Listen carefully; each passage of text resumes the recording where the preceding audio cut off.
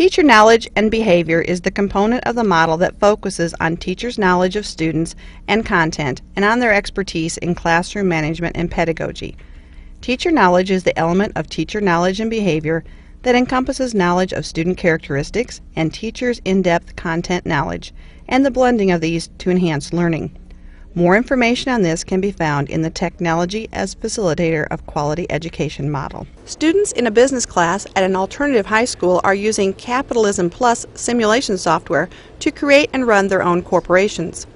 The teacher sets clear objectives for his students: building a business, surviving against competition, and determining how changes in price affect revenue, profit, and the quantity sold of a product.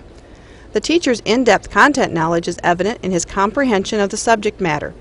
He demonstrates a good understanding of the concepts he is going to teach and how he will organize his lesson in order to facilitate student learning. Okay, today we're going to go over product pricing with your simulation Capitalism Plus, and we're going to determine how pricing your product affects the profit, the revenue, and the quantity sold.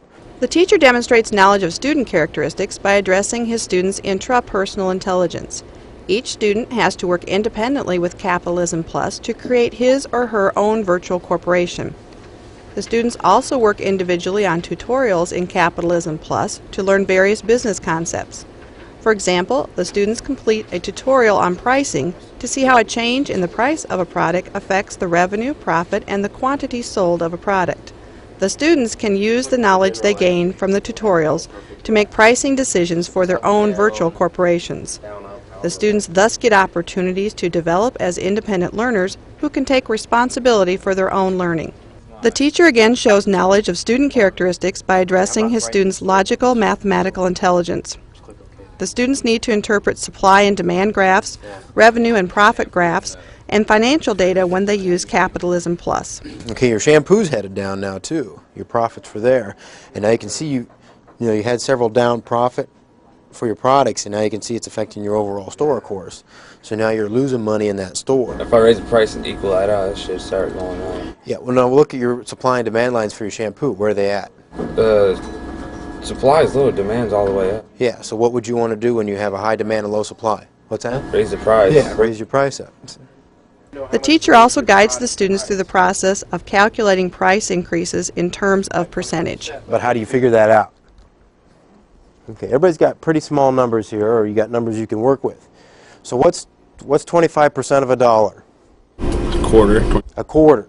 So if you have $5, if your product costs $5, how many quarters would that be to raise it by? But remember, it's a quarter per dollar of your product price. $1.25. Okay, $1.25 would be pretty close to 25%, and you still have that 32 cents. So what's 25% of 32 cents? Or you can figure it 1/4 is another way to think of 25%. So what's 1/4 32? 8. 8. Okay, so you'd take your $1.25 and add 8 cents onto that, which would give you a total of what? $1.32. $1.33. So you'd need to raise your product price by $1.33.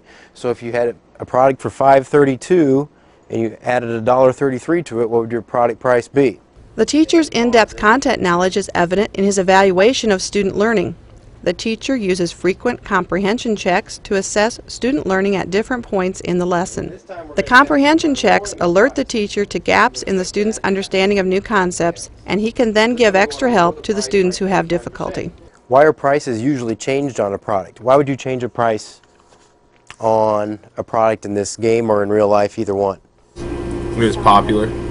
Okay, it's popular, so how would you change it if it was popular? Make it more expensive because people want it. Okay, that's one way.